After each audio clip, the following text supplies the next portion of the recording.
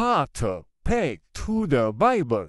Jika kita tidak percaya kepada kebenaran Tuhan yang menyelamatkan manusia, berarti kita percaya kepada dusta iblis yang menipu, menyesatkan, dan membawa kepada kebinasaan yang kekal. Syarat masuk surga menurut Yesus. Ini adalah pernyataan dari saudara kita yang mau menyalahkan kebenaran Alkitab dengan tafsiran asumsi, pendapat, ataupun dugaan yang dianggap benar. Apa yang diajarkan Yesus, Yohanes 17 ayat yang ketiga. Inilah hidup yang kekal itu, bahwa mereka mengenal Engkau satu-satunya Tuhan yang benar dan mengenal Yesus Kristus yang Engkau utus. Jadi jelas, mengenal Tuhan berhubungan dengan hidup yang kekal. Ayat ini artinya sangat sederhana. Mengenal Tuhan berarti mengenal Yesus.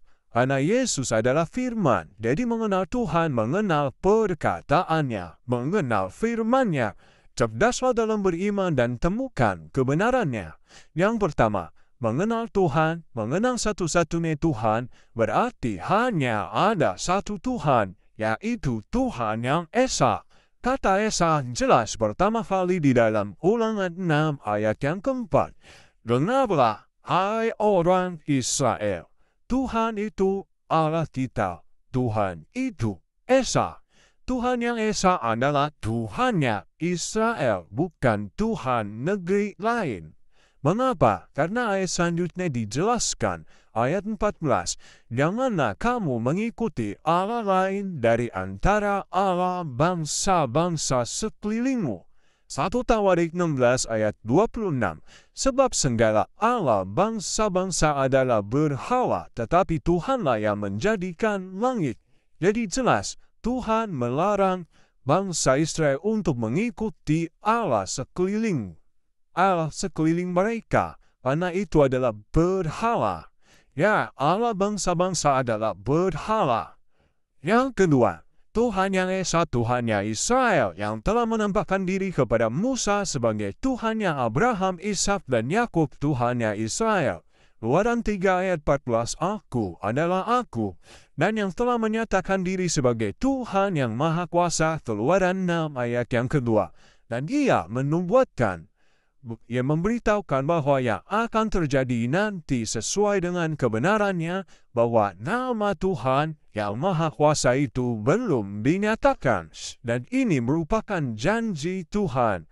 Yesuslah nama Tuhan itu ketika Dia datang ke dalam dunia. Yang ketiga, jadi Tuhannya Israel jelas namanya YHWH, Yahweh Elohim. YHWH berarti lihat tanganku, lihat kakiku. Itulah Yesus yang mati disalibkan. Dia bangkit, itu juga bukti Dia Tuhan yang Maha Kuasa. Dia hidup dan tidak mati lagi. 4. Yohanes 17 ayat yang kedua, jelas Yesus memiliki segala kuasa atas yang hidup dan dapat memberikan hidup yang kekal. Artinya tidak ada seorang manusia pun atau seorang utusan pun yang mempunyai kuasa seperti Yesus. Yesus adalah Tuhan karena Dia punya kuasa atas segala yang hidup dan dapat memberikan hidup yang kekal. Yang kelima, jadi usaha saudara sia-sia mau mengatakan Yesus utusan, tetapi Dia Tuhan yang telah menyatakan dirinya sebagai Tuhan yang Maha Kuasa. Terbukti firman yang adalah Tuhan telah menjadi manusia. Tidak ada Tuhan lain yang dapat meniru atau menyatakan kuasanya seperti Yesus menjadi manusia.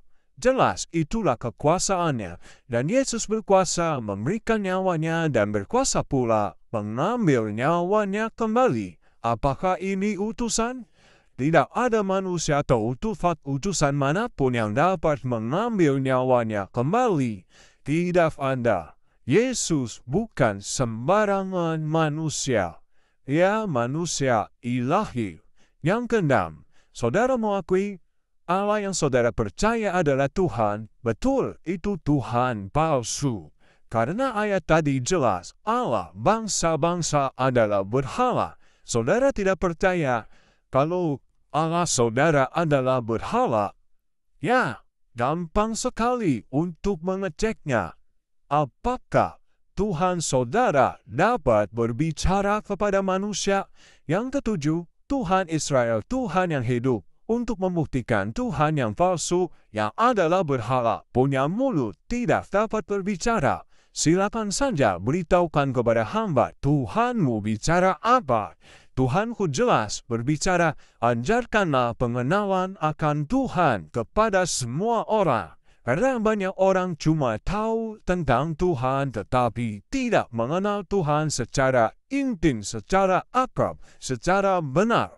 Jadi, ini sangat penting berhubungan dengan kekekalan hidup atau mati saudara, tergantung saudara kenal Tuhan atau tidak. Saudara beribadah, menyembah Tuhan yang benar atau Tuhan palsu. Tuhan palsu adalah jelas iblis, si pendusta. Kebohongan dari perkataannya, bukan firman Tuhan. Jadi, tidakkah mungkin saudara beriman kepada kebohongan ataupun kepada Tuhan palsu? Jadi jelas, usaha ataupun effort saudara mau bilang Yesus manusia, Yesus utusan, tetaplah sia-sia. Karena Dia Tuhan yang awal dan yang akhir. Mengenal Tuhan sama dengan mengenal Yesus, karena Yesus adalah firman dan firman itu adalah Tuhan itu sendiri. Yesus Kristus adalah Tuhan, jelas kebenarannya. Saudara tidak akan dapat memungkirinya ataupun menyalahkan kebenaran Tuhan. Jadi jelas, saudara mau masuk surga atau tidak, percayalah kepada Yesus. Ayat lain katakan, percaya Yesus selamat, tidak percaya binasa. Kalau Tuhan ingin saudara selamat, mengapa saudara mau pilih untuk binasa? Back to the Bible. Inilah kebenaran, inilah jalan yang benar. Kembalilah kepada jalan yang benar. Amin.